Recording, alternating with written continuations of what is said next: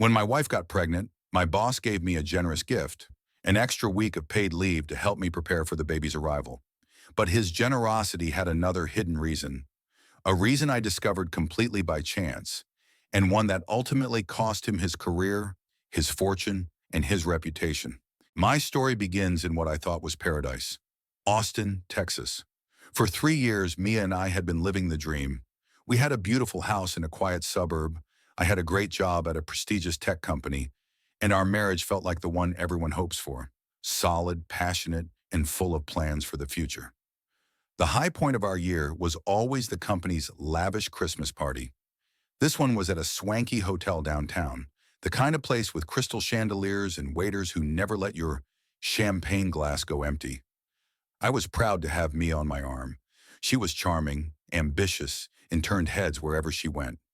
That night, I introduced her to my boss, Marcus, the company's vice president. Marcus was the kind of man who commanded a room without raising his voice. He was charismatic, impeccably dressed, and oozed a kind of power that was both admirable and a little intimidating. He shook Mia's hand, his eyes lingering on her a moment too long. You're a lucky man, Ethan. He said it with a wide smile, but there was an undertone I couldn't quite place. It was more than just a polite compliment. But I was so full of pride, watching my wife effortlessly charm the big boss, that I brushed it aside. A fleeting moment of professional appraisal, I told myself. Nothing more. After that night, things started to change, subtly at first. Mia joined Equinox, an elite fitness club I knew was way outside our budget. Then designer labels I'd never heard of started appearing in her closet. A new handbag here, a pair of expensive shoes there. When I asked, she had ready answers. I found an amazing online sale. You wouldn't believe the discount. It's fine, honey. I used some of my own savings. She was glowing, more vibrant and confident than ever. And to be fair, our life at home was perfect. She was the ideal wife, passionate and supportive. She'd listen to my work stories, encourage my ambitions, and our physical connection was better than ever. It was a paradox. Everything was perfect on the surface. Yet a worm of doubt began to burrow into my mind. I saw notifications from Instagram on her phone. She was following Marcus. It was a small thing, easily explained away as professional networking, but it fed the growing unease. I had no real evidence, nothing to confront her with, just a gnawing feeling that something was off. Then one evening, she sat me down on the sofa, her eyes shining with tears of joy. She took my hands in hers. Ethan, I'm pregnant. The words were like a switch, instantly flipping off the doubt and flooding me with pure, unadulterated joy. This was it, the future we'd always talked about. My anxieties vanished like morning fog. All the little inconsistencies, the expensive gym, the new clothes, they all seemed so trivial now. We were having a baby. We immediately threw ourselves into preparations, planning the nursery, picking out names. It was a blissful time. To get everything ready, I knew I'd need some time off work. I went to Marcus expecting to negotiate a week or two. To my surprise, he approved it instantly. More than that, he insisted I take an extra, fully paid week on top of my paternity leave. Family comes first, Ethan. We support our team. He delivered the line with a warm, fatherly smile. I was floored, truly touched by his generosity and understanding. I walked out of his office feeling grateful, thinking my boss was one of the good guys. I had no idea that his generosity was a key, unlocking the door for him to walk right into my life while I was busy building a crib for a child I thought was mine. Thanks for listening to the start of my story. It's a tough one to tell, but I need to get it out there. If you want to hear how this all unfolds, make sure you subscribe to the channel and hit that like button. And I really want to know what you think. Based on what you've heard so far, what would your first piece of advice be for me? Let me know in the comments below. Thank you to everyone who commented on my first post. Reading your advice and support has been incredibly helpful. A lot of you warned me that something was seriously wrong, and you were right. Here's what happened next. My extended leave began, and I dove headfirst into nursery prep, assembling furniture, painting walls. I was in my own little world of domestic bliss. But while I was occupied, Mia's schedule became surprisingly busy. She was always heading out. I'm just off to a specialized prenatal yoga class downtown, honey. It's supposed to be the best. Or, Meeting up with the girls for a bit. We're planning my baby shower. I was so consumed with the baby's arrival that I didn't question it. I trusted her. Why wouldn't I? She was carrying our child. The thought that she could be doing anything deceitful felt absurd. I was the happy, expectant father, completely oblivious. The moment of truth came from the last person I expected. I was a few weeks into my leave when I got a message on the corporate chat app from David. David is a programmer from my department, a really quiet guy who mostly keeps to himself. The message was short and cryptic. Can we talk? Privately. We met at a small coffee shop near the office. David looked terrible. He was fidgety, his eyes were bloodshot, and he could barely make eye contact. He stirred his coffee for a full minute before finally speaking.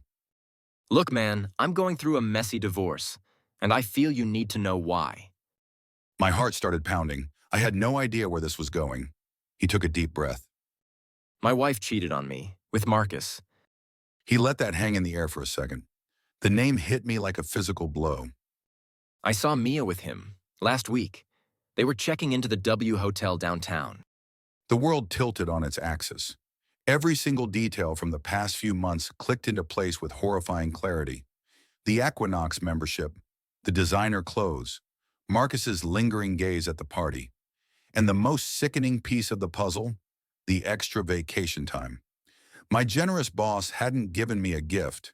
He had given me a leash, keeping me happily occupied at home so he could have unfettered access to my pregnant wife.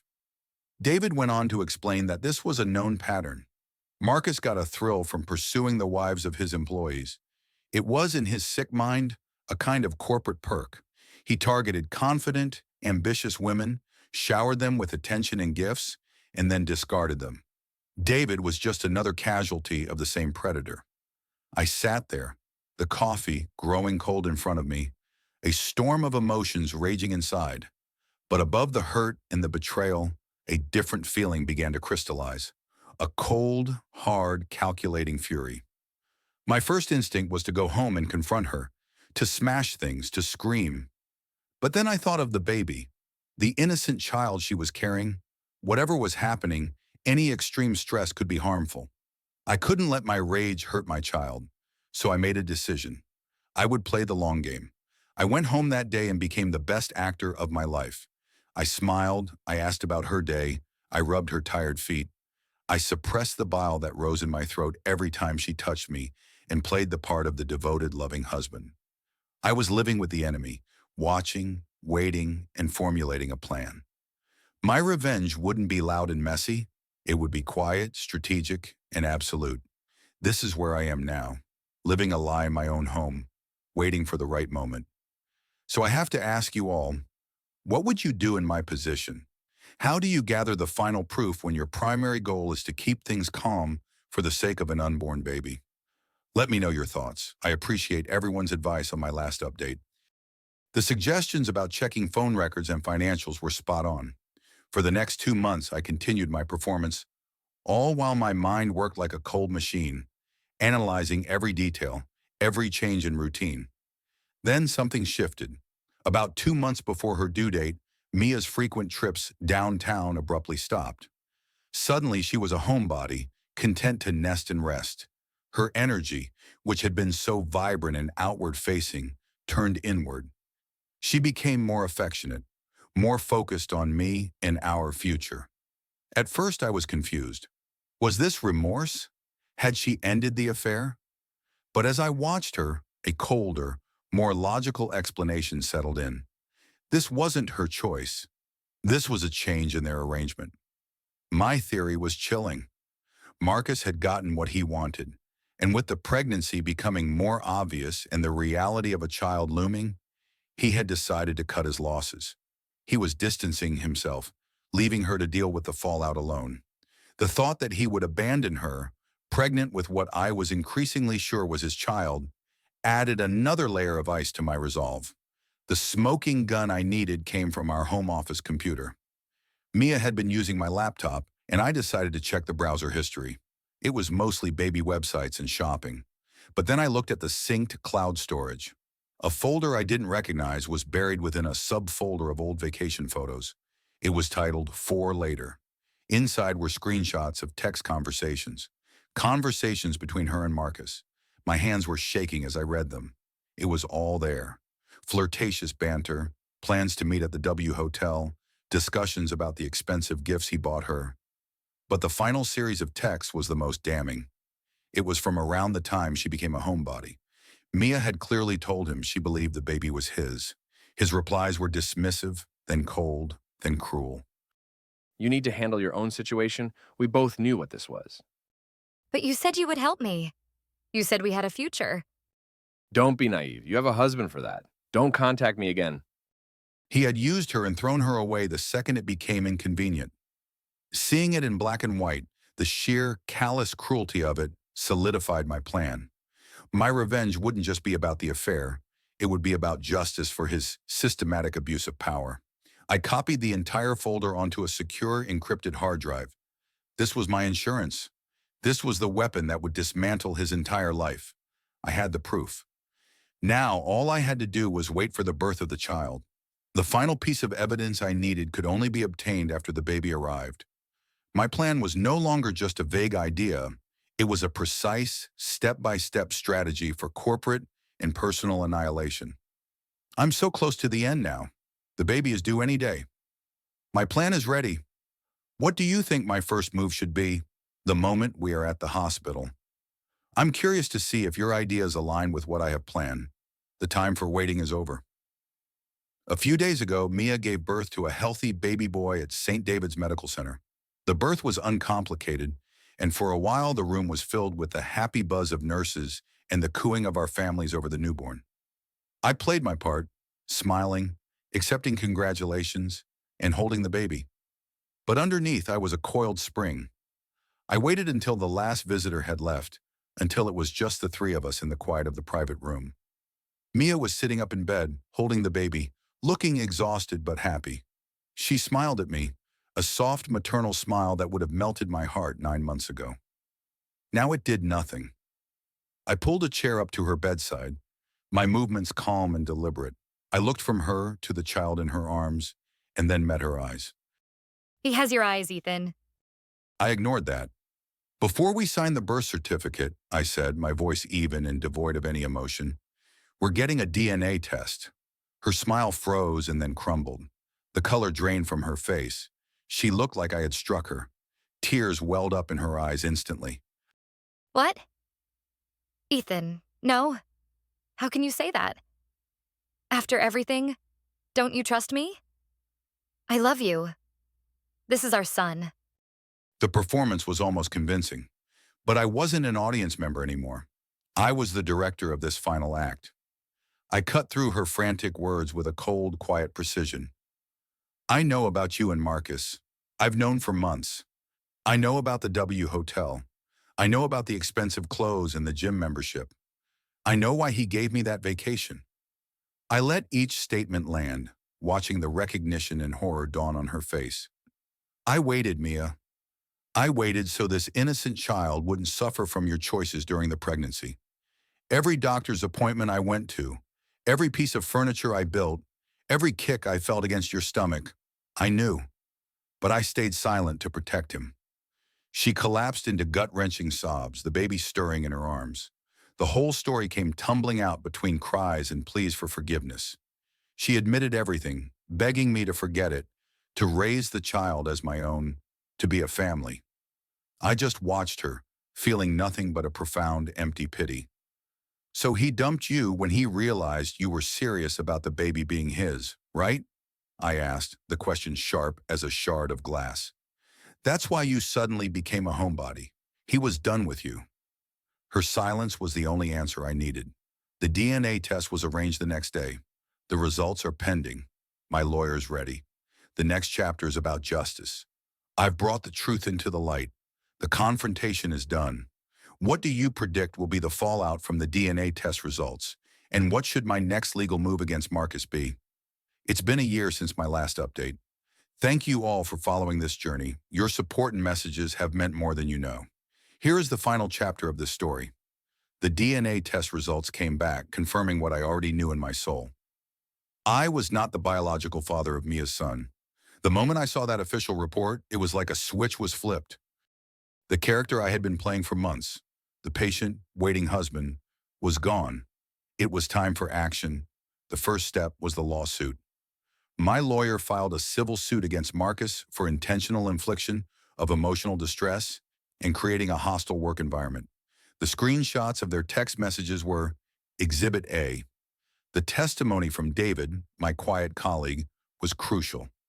He spoke about Marcus's predatory behavior, and my lawyer's team managed to find two other former employees who agreed to provide anonymous statements corroborating the pattern of abuse. It was an airtight case. Simultaneously, I filed for divorce from Mia. I didn't fight for much, only for a clean break in a fair division of the assets we had acquired before her pregnancy began. She was on her own. The fallout for Marcus was swift and spectacular. News of the lawsuit, with its sordid details, leaked to the local Austin business journals and tech blogs. His wife, a prominent socialite from a wealthy old money Texas family, was publicly humiliated. She immediately filed for divorce, and thanks to a very robust prenuptial agreement that had clauses about infidelity, she left him with virtually nothing. The company, facing a PR nightmare and a clear-cut case of executive misconduct, launched a hasty internal investigation and fired him for cause, citing gross violations of their code of conduct. His career, which he had built on manipulation and intimidation, was utterly destroyed. As for Mia, she was left stranded. She was a single mother in an expensive city, with no husband and a former lover who refused to even acknowledge her or his child. Her perfect life had been a house of cards, and it had collapsed completely. I have no contact with her, but I know she moved back to her hometown to live with her parents. And me? I sold the house, the symbol of a life that was never really mine. I resigned from my job, taking a severance package and moving to a new city to start completely fresh. It wasn't easy. There were days of anger and nights of profound loneliness, but I survived. More than that, I healed. About 6 months ago, I met someone. Her name is Sarah, and she is everything Mia pretended to be. Honest, kind, and loyal. We're taking it slow, but for the first time in a long time, I feel hopeful. I didn't just get revenge. I got justice. And then I got my life back on my own terms. I didn't just survive the fire. I walked out of it stronger, ready to build something real and lasting. Thank you all for being here through this incredible journey. Your comments and engagement really helped me through the darkest times. If you want to hear more stories of resilience and justice, make sure you're subscribed to the channel. We've got many more to share. Thank you for watching.